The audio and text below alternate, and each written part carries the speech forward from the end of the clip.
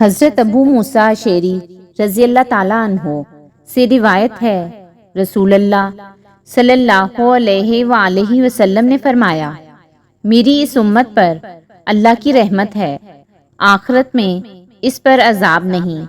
اس کا عذاب دنیا میں فتنوں، زلزلوں اور قتل کی صورت میں ہے۔ جناب سہل بن معاذ اپنے والد سے روایت کرتے ہیں، رسول اللہ صلی اللہ علیہ وآلہ وسلم نے فرمایا، جو شخص غصہ پی جائے جبکہ وہ اس پر عمل درآمد کی قدرت رکھتا ہو تو اللہ اسے قیامت کے دن برسر مخلوق بلائے گا اور اسے اختیار دے گا کہ جنت کی حور عین میں سے جسے چاہے منتخب کر لے۔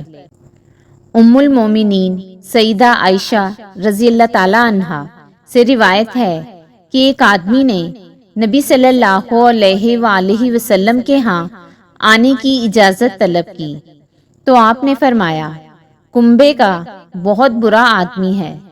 پھر فرمایا، اسے اجازت دے دو، بلا لو۔ جب وہ اندر آ گیا تو آپ نے اس کے ساتھ نہایت نرمی کے ساتھ باتیں کی۔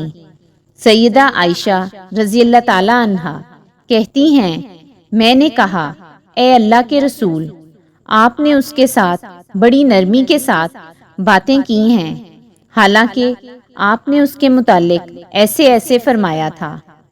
آپ صلی اللہ علیہ وآلہ وسلم نے فرمایا، قیامت کے دن اللہ کے ہاں سب سے برا وہ آدمی ہوگا جسے لوگوں نے اس کی بد کلامی کی وجہ سے چھوڑ دیا ہو۔